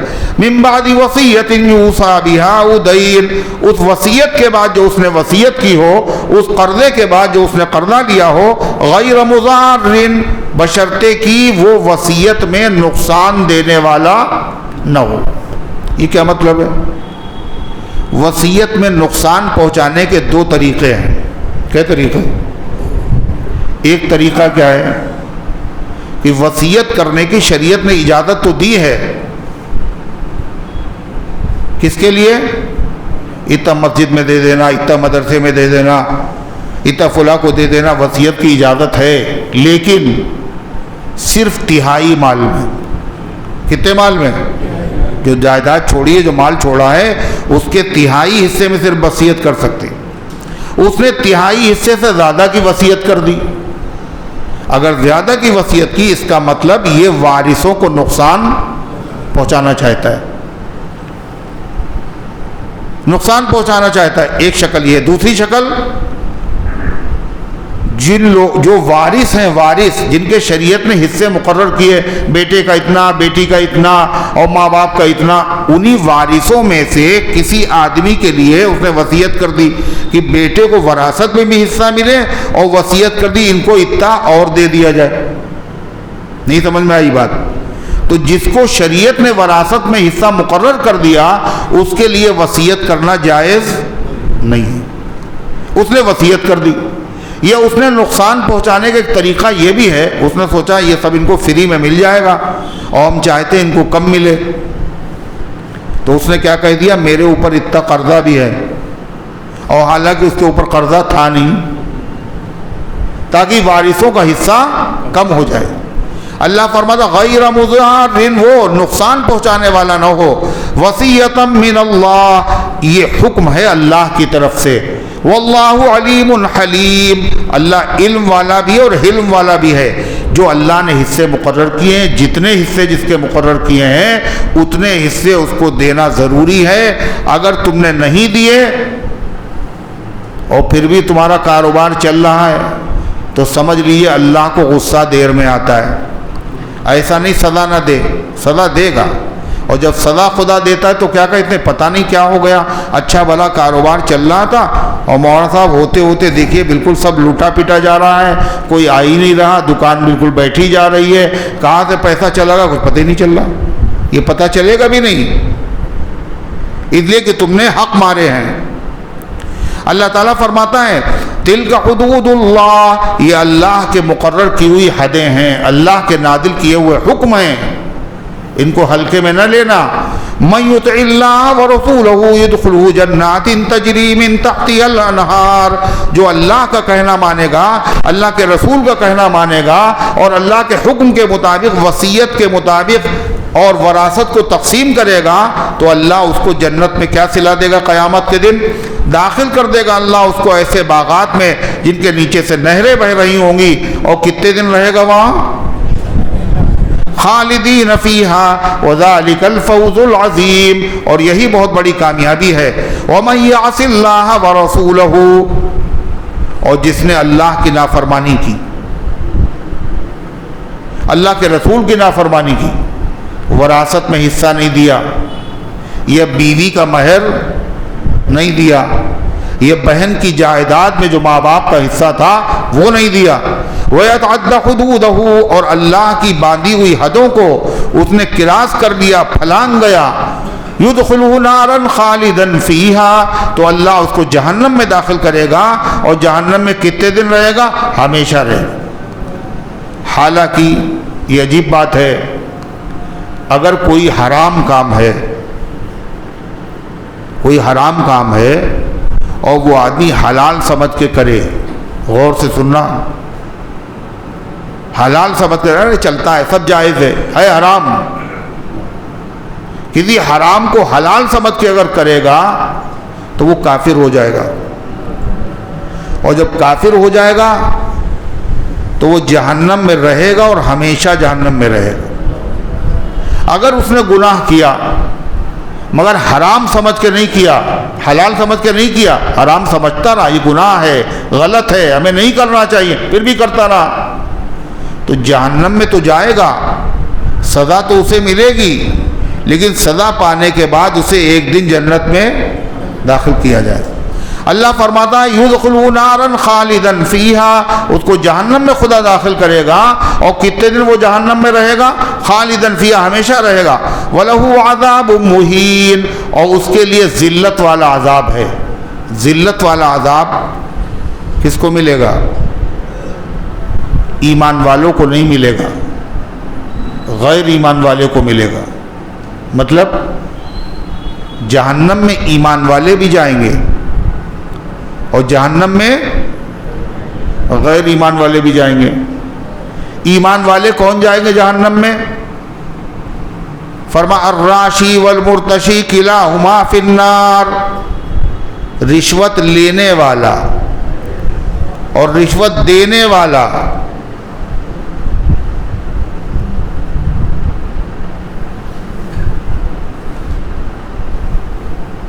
دونوں جہنم میں جائیں گے۔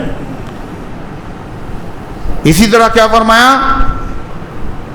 رشتے کاٹنے والا، رشتے داری، آنا جانا ختم، نہ شادی میں، نہ بیاہ میں، نہ غمی میں، ہم تمہارے وہاں نہیں آئیں گے۔ رشتہ توڑنے والا جہنم میں جائے گا۔ جو مرد گٹوں سے نیچے اپنے پیجامے لٹکائے گا، تہمت، یہاں مسجد میں کچھ لوگ ایسے ہوں گے جو نماز پڑھنے آئے ہوں گے، باقاعدہ نماز بھی پڑھ رہے ہیں اور گٹے چھپے ہوئے، ٹخنوں سے نیچے جو ہوگا یہ جہنم میں ہوگا۔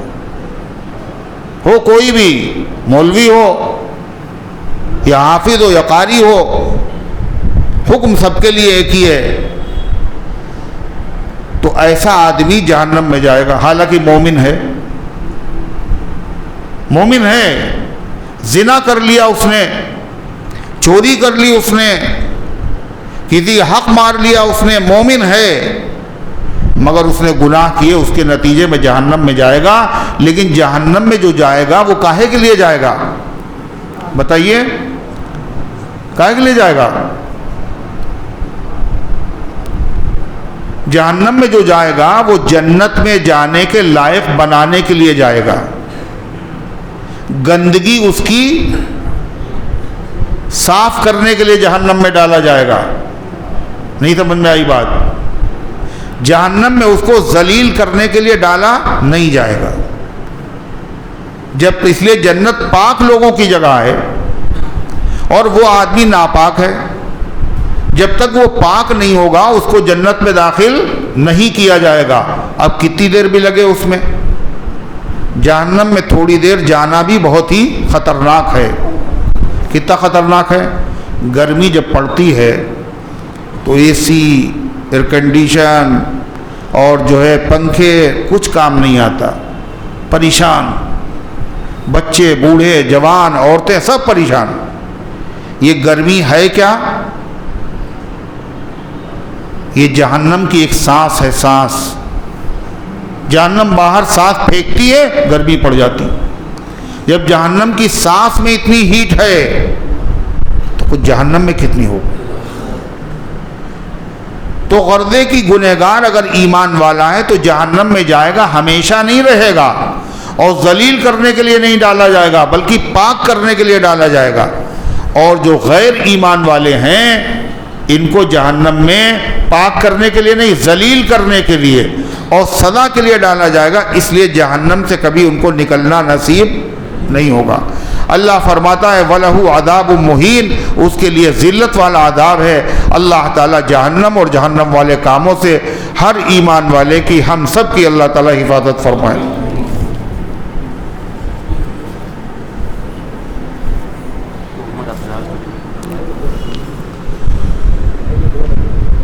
بھائی کیا نام ہے؟ اچھا، نسیم صاحب بیمار ہیں اور دعا فرمائیں اللہ تعالیٰ ان کو شفا عطا فرمائے. محمد فیضی کا کل انتقال ہو گیا. اللہ تعالیٰ مرحوم کی مغفرت فرمائے اور امت کے تمام مرحومین کی مغفرت فرمائے. محمد افضال صاحب بیمار ہیں. اللہ محمد افضال صاحب کی اور امت کے تمام بیماروں کو شفاء کاملہ عاجلہ مستمرہ دائمہ عطا فرمائے. اللہم صلی علی سیدنا وعلی آل سیدنا کما تحب و ترضى عدد ما تحب و ترضى. اللہم انت السلام ومنک السلام تبارک یا ذا الجلال والاکرام. اے اللہ ہم سب کی حاضری کو اپنی رحمت سے قبول فرما، ایمان کامل عطا فرما، اعمال صالحہ کی توفیق عطا فرما. نفس شیطان کے دھوکے سے، برے کاموں سے، بری باتوں سے اللہ ہم سب کی حفاظت فرما. اس درس قرآن کو اپنی رحمت سے قبول فرما. اس کے فیض کو گھر گھر کے اندر پہنچا دے. اس کی برکت سے عقائد، اعمال، اخلاق، معاشرے کی اصلاح فرما. اے اللہ فلسطین کے مظلوم مسلمانوں کی مدد فرما. اے اللہ غیب سے ان کی نصرت اور حمایت فرما. اے اللہ ظالم یہودیوں، عیسائیوں اور مشرکوں کو عبرتناک سزا عطا فرما. اے اللہ مسجد اقصیٰ کی، حرمین شریفین کی اور دنیا کی تمام مسجدوں کی، مرکزوں، اسلامی مرکزوں کی حفاظت فرما، مدرسوں کی حفاظت فرما. ہمارے ملک کی، ہمارے وطن کی فرقہ پرستوں کی شرارت سے حفاظت فرما. اے اللہ جو بیمار ہے شفا عطا فرما دے، جو حاجت مند ہے ان کی حاجتوں کو پورا فرما، جو غلط مقدمات میں ماخوذ ہیں عزت کے ساتھ ان کو رہائی نصیب فرما. اے اللہ جنہوں نے دعاؤں کے لیے کہا ہے یا لکھا ہے یا ان کا ہم پر حق ہے یا وہ ہم سے امید رکھتے ہو، ان سب کے نیک مقاصد میں کامیابی نصیب فرما. جن کو رشتوں کی طلب ہے اچھے رشتے عطا فرما دے. اے اللہ جن کے رشتے ہو چکے ہیں مگر اولاد سے محروم ہیں ان کو نیک اور صالح اولاد عطا فرما دے. اے اللہ جو اولاد والے ہیں مگر اولاد کی طرف سے فکر مند ہیں ان کی فکروں کو دور فرما دے. جن کا کاروبار خراب ہے اللہ ان کے کاروبار کو صحیح فرما دے. اے اللہ حلال روزی حاصل کرنے کی توفیق عطا فرما اور اے اللہ اس میں برکت عطا فرما. جن کو ملازمت کی تلاش ہے ان کو اچھی ملازمت عطا فرما دے. اے اللہ جن گھروں میں اختلاف ہے، آپس میں تفریق ہے، دوریاں ہیں، نفرتیں ہیں اور کدورتیں ہیں، اے اللہ ان سب کے دلوں میں اتحاد، اتفاق، محبت پیدا فرما دے. اے اللہ جو دنیا سے جا چکے ان سب کی مغفرت فرما. ہم سب کو اسلام پر زندہ رکھ، ایمان پر موت دے، ایمان والوں کے ساتھ حشر فرما. آمین یا رب العالمین. وصلی اللہ علی النبی الکریم برحمتک یا رحمت.